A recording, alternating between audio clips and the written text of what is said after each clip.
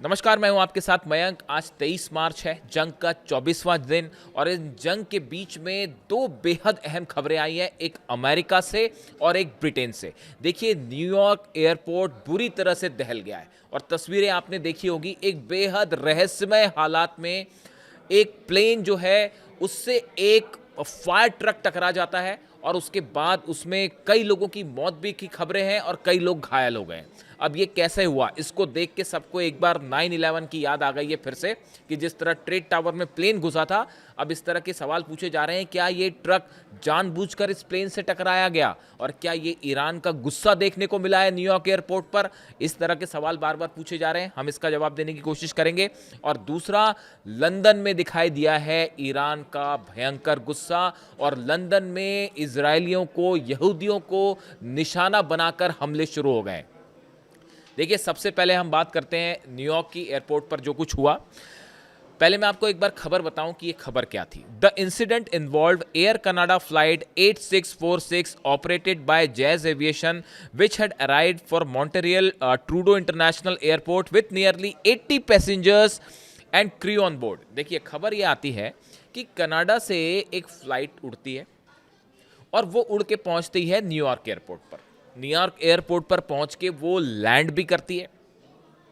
Land करने के बाद देखिए, ये जो ट्रक टकराया उससे, ये लैंडिंग के दौरान नहीं टकराया। ये जो विमान आया था कनाडा से न्यूयॉर्क के ला गार्डिया एयरपोर्ट पर, ये लैंड हो चुका था। लैंड होने के बाद ये अपने गेट की तरफ आगे बढ़ रहा था और जिस समय ये आगे टकराया ट्रक उससे, उस समय उसकी स्पीड जो थी करीब 40 किलोमीटर प्रति घंटे के आसपास थी, यानी बहुत ज़्यादा स्पीड नहीं थी। आप समझिए इस बात को, गौर करने वाली बातें, क्योंकि क्यों सवाल उठ रहे हैं और क्यों कहा जा रहा है कि ये न्यूयॉर्क में एयरपोर्ट पर, जो ला गार्डिया एयरपोर्ट पर जो कुछ हुआ, कहीं ये जानबूझकर तो नहीं किया गया। देखिए, फ्लाइट उतरती है, लैंड करती है सेफली और फिर वो गेट की तरफ आगे बढ़ने लगती है। इसी बीच एक फायर ट्रक उसके सामने आ जाता है और सामने आने के बाद ड्राइवर जो है ट्रक का, वो ट्रक को नहीं रोकता है और सीधा जाके वो इस प्लेन से टकरा जाता है। अब देखिए, कई बड़ी गौर करने वाली बात ये है। पहली बात तो ये है कि इस दौरान एटीसी जो है वो संपर्क में था प्लेन के भी और उस ट्रक जो फायर फाइटर ट्रक था उसके संपर्क में भी था। एटीसी की तरफ से बार बार कहा गया ट्रक के ड्राइवर को, please stop, please stop, please stop, stop, stop, stop. कई बार ये कहा गया, रुकने के साफ निर्देश दिए गए थे, लेकिन उसके बाद भी ट्रक के ड्राइवर ने ट्रक को नहीं रोका। अब सवाल है क्यों? क्या आवाज नहीं जा पाई? लेकिन इतना पर्याप्त टाइम था कि कई बार बोला गया स्टॉप, स्टॉप, स्टॉप। अब देखिए, ट्रक रोकना कोई ऐसी बड़ी बात नहीं है। अगर आप रनवे के ऊपर भी सामने से प्लेन आ रहा है, और बड़ी गौर करने की वाली बात यह है, देखिए, according to flight data the aircraft was taxiing at approximately 24 miles per hour, उसका मतलब है करीब 39 kilometre per hour, when it struck what it believe to be a fire truck on runway. जब ये फायर ट्रक से टकराया, सिर्फ 40 kilometre प्रति घंटे की रफ्तार थी प्लेन की, यानी बहुत ज़्यादा रफ्तार नहीं थी, वो लैंड हो चुका था। उसके बाद टैक्सी मतलब अपने स्टैंड की तरफ आगे बढ़ रहा था। ट्रक भी बहुत ज़्यादा रफ्तार में नहीं था, लेकिन उसके बावजूद आखिर ट्रक ड्राइवर ने ट्रक क्यों नहीं रोक पाया? एटीसी के वार्निंग के बाद भी नहीं रोक पाया। इतना बड़ा फ्लाइट प्लेन सामने से आ रहा है, क्या ट्रक ड्राइवर को ये प्लेन नहीं दिखा? इसीलिए ये सवाल उठ रहे हैं, कहीं ऐसा तो नहीं कि ये ईरान का गुस्सा है और जानबूझकर इसे हिट कर दिया गया। आप तस्वीरें देखिए, जो ये प्लेन आया है कनाडा से, फ्लाइट 8646, जैज एविएशन जिसको चलाता है एयर कनाडा, इसका सामने का हिस्सा बुरी तरह से क्षतिग्रस्त हो गया है। आप देखिए कि बड़ा हैरान करने वाला है ये। कई बार तो ऐसा लगता है देख के कि मानो कोई छोटा मोटा धमाका भी हुआ इसमें, कि आप देखिए ट्रक टकराता है उससे, उसके बाद सामने का हिस्सा पूरी तरह से तबाह हो जाता है। कहा जा रहा है कि इसमें पायलट और को पायलट की डेथ हो गई है, कई और लोगों की डेथ की खबर भी है, और ये कहा जा रहा है कि करीब 70 लोग इसमें घायल हैं। और सबसे गौर करने वाली बात, इसमें यहूदियों का एक बड़ा ग्रुप है वो आ रहा था कनाडा से। ये भी एक बड़ा इसमें सस्पिशियस मामला है कि यहूदी, काफ़ी सारे यहूदी ज्यूज शामिल थे, इजराइल के काफ़ी सारे लोग शामिल थे जो कनाडा से आ रहे थे। ये भी अपने आप में बड़े सवाल पैदा करता है। देखिए, हम इस बारे में कोई दावा नहीं है, इस तरह की कोई खबर, दावे वाली कोई खबर नहीं कि क्या कोई आतंकी हमला था या किसी तरह से जानबूझ के टारगेट किया गया। इसकी अभी कोई पुख्ता जानकारी नहीं है, इस बारे में कोई दावा नहीं है। लेकिन ये सवाल बार बार उठ रहे हैं कि क्या ये डेलिबरेटली किया गया, और ईरान पर जिस तरह से हमले हो रहे हैं उसका गुस्सा है ये। अब देखिए इसके अलावा एक और जो बड़ी गौर करने वाली बात है, वो गौर करने वाली बात ये है कि जो प्लेन में डैमेज हुआ है, प्लेन को देखिए अच्छा खासा डैमेज हुआ, आप तस्वीरें देखिए, बड़ा डैमेज हुआ। इसको देखकर ऐसा लगता है कि रनवे पर जब ट्रक होगा, फायर फाइटर ट्रक, वो पहले रनवे पर कैसे आया। खबर ये आई कि एक और दूसरा प्लेन लैंड हुआ था न्यूयॉर्क के इसी एयरपोर्ट पर, लागार्डिया एयरपोर्ट पर। उसमें से कुछ अजीब सी स्मेल आ रही थी, सस्पिशियस स्मेल कहा गया जिसको, गंध आ रही थी अजीब सी, जिसको लेकर एक अलर्ट जारी किया गया था और ये ट्रक उसको एड्रेस करने के लिए जा रहा था, और उस दौरान ये उस रनवे से गुजरा जहां पर ये प्लेन आया। लेकिन देखिए ये जो कोलिजन हुआ है वो भी कोलिजन मतलब ऐसा था कि बड़ी आसानी से इसको टाला जा सकता था। ट्रक ड्राइवर तो जो था, फायर फाइटर ड्राइवर था, वो जब चाहता आराम से ब्रेक लगा के रोक लेता। भाई आपको सामने दिख रहा है, कोई ऐसी हालात तो थे नहीं कि बिना एटीसी के इन्फॉर्मेशन के वो ट्रक को रोक नहीं सकता था, ऐसे हालात तो थे नहीं, वो उसको खुद दिख रहा है सामने। फिर ये हमला क्यों हुआ, देखिए ये बड़े सवाल हैं। उसके बाद हालात ये रहे कि न्यूयॉर्क के इस लागार्डिया एयरपोर्ट से अभी भी कोई फ़्लाइट टेक ऑफ नहीं कर रही है, मामले की जांच जारी है। कनाडा से संपर्क किया गया है अमेरिका के अथॉरिटीज़ ने, और ये पता लगाने की कोशिश कर रहे हैं प्लेन में कितने लोग थे, उनका बैकग्राउंड क्या है। फायर फाइटर्स जो ट्रक में शामिल थे उनकी बारे में पूरी जानकारियां चल रही हैं कि ये क्या स्थिति थी, और उसके बारे में एक एक चीज़ की जानकारी ली जा रही है। यानी ये जो पूरा हादसा था या हमला था, अभी ये बात कुछ समय बाद सामने आएगी। कुछ लोगों का ये भी दावा है, मैं दावा कह रहा हूँ, कि काफ़ी कुछ छिपाने की कोशिश हो रही है, ऐसा भी कहा जा रहा है। तो ये अपने आप में एक बड़ी ही, यह हादसा बड़ा ही सस्पिशियस है, इसमें तो दो मत नहीं है। अब ये हादसा है या हमला है, उसको थोड़ा सा वेट करिए और इन्फॉर्मेशन आएगी। इसके अलावा देखिए ये बात हो गई आपकी न्यूयॉर्क की, अमेरिका की। अब बात करते हैं लंदन की, ब्रिटेन की। लंदन में यहूदी समुदाय के लोगों पर को निशाना बनाते हुए हमले शुरू हो गए। ये पहला मौका है जब इस तरह के हमले जो है लंदन में देखने को मिले। लंदन में यहूदी समुदाय से जुड़े हज़ोला संगठन की 4 एम्बुलेंसेस को आग के हवाले कर दिया गया है। ये वो एम्बुलेंस थी, वो गाड़ियां थी जो कि ज्यूज कम्युनिटी से, इजरायली लोगों से जुड़ी हुई थी। कुछ लोग आते हैं, वो इनमें आग लगाते हैं और आसपास तोड़फोड़ करते हैं, और उसके बाद ये पहली बड़ी घटना सामने आ रही है इस जंग के बाद की, जिसमें जो है इजराइल के खिलाफ इतना ज़बरदस्त गुस्सा देखने को मिल रहा है, और उसका असर अब सीधा सीधा लंदन में दिखाई दे रहा है। और लंदन में जो है कई गाड़ियों को आग के हवाले कर दिया गया, एम्बुलेंसेस जला दी गई। अब देखिए ये जो घटना सामने आई है, एक तरफ तो न्यूयॉर्क और उसके बाद लंदन, और ये खास तौर पर लंदन वाली जो घटना सामने आई है, इसके ठीक पहले क्या खबर आती है वो देखिए। खबर ये आई कि ब्रिटेन ने अपनी एक सबमरीन जो है वो अरेबियन सी में भेज दी है, अरब सागर में भेज दी है, और इसका नाम है HMS एनसन। ये वो सबमरीन है, ये एक बहुत ही आधुनिक सबमरीन है ब्रिटेन की, और इसमें टॉमहॉक मिसाइल्स भी हैं, वॉर करने में माहिर है, और इसको भेज दिया है अरब सागर में। और बताया जा रहा है कि अब हो सकता है कि जो ईरान पर हमले हो रहे हों उसमें ब्रिटेन भी शामिल हो जाए, इस तरह के अंदेशा जताया जा रहा है। अभी कोई साफ बयान ब्रिटेन का इस बारे में नहीं आया है, लेकिन अब जब आपने पनडुब्बी भेज दी है तो उसका मतलब ये निकाला जा रहा है कि शायद ब्रिटेन भी जो है वो इस पूरे मामले में, इस जंग में जो है अमेरिका का साथ देगा। और इसमें जो है मिसाइल्स हैं, इसमें टॉमहॉक मिसाइल्स हैं। आप देख ही रहे हैं कि अमेरिका के जितने वॉरशिप्स हैं और जो सबमरीन्स हैं, उनसे लगातार टॉमहॉक मिसाइल से हमले हो रहे हैं ईरान के अलग अलग ठिकानों पे। तो अब इसमें एंट्री हो गई है इस सबमरीन की। अब ये खबर आती है और उसके कुछ ही घंटे बाद ब्रिटेन में, लंदन में ये हिंसा शुरू हो जाती है।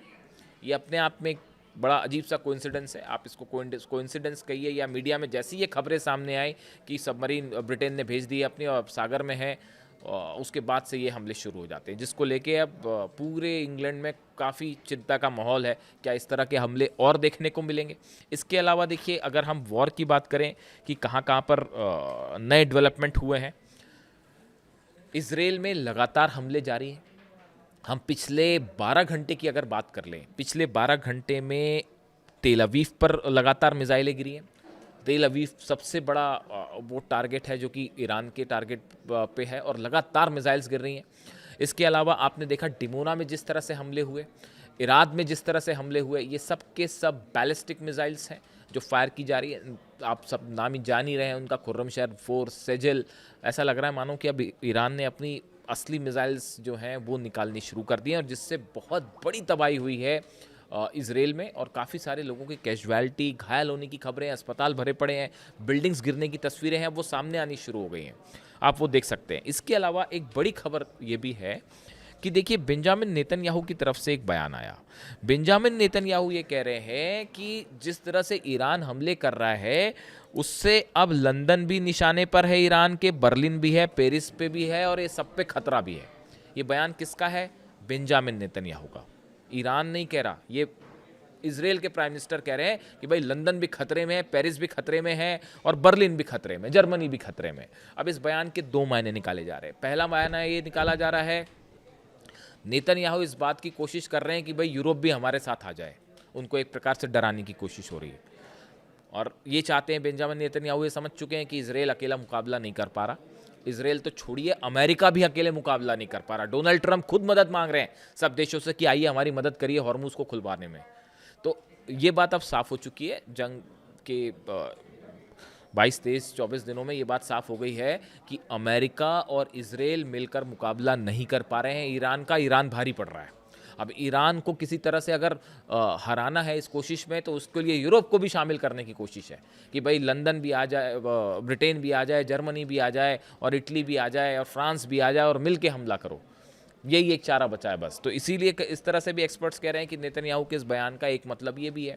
और दूसरा मतलब आप जान ही रहे हैं, जिस समय डिएगो गार्सिया पर हमला हुआ, 4000 किलोमीटर वाली जो मिसाइल थी, और वो वार्निंग शॉट था, जो कि एक्सपर्ट्स बता रहे हैं कि डिएगो गार्सिया पे जो IRBM फायर की गई, intermediate range ballistic missiles fire की गई, वो दोनों वार्निंग शॉट्स थे ईरान की तरफ से, और 2 ही मिसाइल दागी गई थी। और ये कहा गया था कि सावधान रहिए, अगर हमारे गैस और ऑयल फील्ड्स पर अगर हमले होते हैं, पार्स पर जिस तरह से हमला किया, अगर उस तरह से फिर से हमले होते हैं, तो अब की बार डिएगो गार्सिया पर एक साथ कई मिसाइल्स फायर होंगी। और 4000 किलोमीटर की रेंज दिखा दी है। कुछ एक्सपर्ट्स ये भी मान के चलते हैं कि ICBM है, जिस तरह की बात हो रही, मैंने खुद ने आपसे वीडियो किया था, बताया था आपको कि कैसे रशिया क्रॉस करते हुए साइबेरिया में एक मिसाइल गिरी थी, जिसको कहा जा रहा था कि ICBM है, उसका तो अभी तक इस्तेमाल ही नहीं हुआ है। तो इस सूरत में यूरोप तो रेंज में है, इसमें कोई शक नहीं है कि ईरान अगर चाहे तो लंदन, पेरिस, और ये जो नेतन्याहू कह रहे हैं, इस ईरान के पास इतनी मिसाइल्स हैं कि इसको ये रेंज में है। इसलिए ये भी कहा जा रहा है कि अगर नेटो वाले देशों की एंट्री होती है तो यहाँ से ये एक बड़े वॉर का रूप ले सकता है, क्योंकि रशिया भी है और चाइना भी है। एक कतई मंजूर नहीं होगा इनको कि खासतौर पर रशिया को कि जो है नेटो की यहाँ पे एंट्री हो जाए। तो एक सवाल ये भी है, अब अकेले खड़े नहीं हो सकते, ये भी बात साफ हो चुकी है। दूसरी एक बीच में इंटरेस्टिंग खबर ये भी है कि डोनाल्ड ट्रंप कह रहे हैं कि मैं इजराइल जाना चाहता हूँ। अब डोनाल्ड ट्रंप इस वॉर के बीच में इजराइल क्यों जाना चाहते हैं? इंडिपेंडेंस के मौके पर जो है मनाया जाएगा तो वो जाना चाह रहे हैं। ये एक सिंबॉलिक जेस्चर देने के लिए कि नहीं नहीं सब ठीक है, हम जीत रहे हैं। हालात ये है, जितने प्लेन्स गिरे हैं अमेरिका ने सपने में भी नहीं सोचा था कि 16 जेट्स हमारे डाउन हो जाएंगे, और अभी और 2 का दावा हो गया है। खासतौर पर F-15 जेट के डाउन होने की जो तस्वीरें चल रही हैं, तेज़ी से वायरल हो रही हैं। ईरान ने दावा कर दिया कि हमने एक और F-15 जो है अमेरिका का मार गिराया है, और उसकी तस्वीरें सब तरफ वायरल हैं। तो वो एक और झटका सामने दिख रहा है।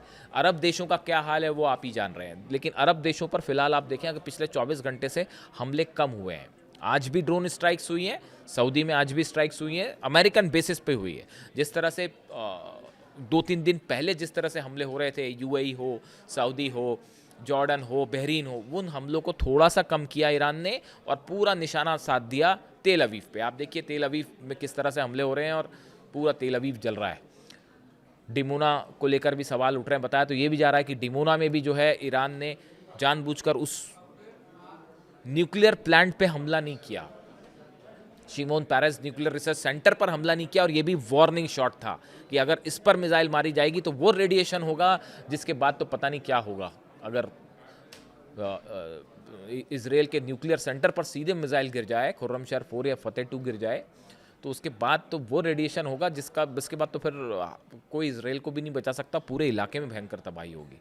तो ये बताया जा रहा है कि ये ईरान का ये भी वार्निंग शॉट था। डिएगो गार्सिया के साथ डिमोना दोनों पे वार्निंग शॉट्स थे कि संभल जाइए अभी भी। अब देखिए, जैसा कि कहा जा रहा है कि जल्दी ही हॉर्मुज में ग्राउंड ऑपरेशन हो सकता है, तो ईरान की सेना कह रही हम तैयार बैठे हैं, और अगर आपने यहाँ हमले किए तो उसके नतीजे क्या हो सकते हैं मैं अपने पिछले वीडियो में भी बता चुका हूँ। लेकिन फ़िलहाल मैं इन दोनों हमलों पर, जो न्यूयॉर्क में खासकर जो हादसा या हमला अभी साफ़ नहीं है, और वैसे ये लंदन में जो हमले हो रहे हैं ज्यूज़ पे, बताया जा रहा है कि पूरी दुनिया में अलर्ट कर दिया गया है अमेरिकन्स को और इजरायली नागरिकों को कि पूरी दुनिया में इस तरह के हमले हो सकते हैं। और चुन चुन कर जो है अमेरिकी जितने एम्बेसीज हैं, काउंसलेट्स हैं, उन सबको निशाना बनाया जा सकता है। अमेरिका के अंदर भी अलर्ट है, मतलब बाहर तो छोड़िए, यूरोप में अलर्ट है, एशिया में अलर्ट है, बाकी सब जगह अलर्ट तो है ही है।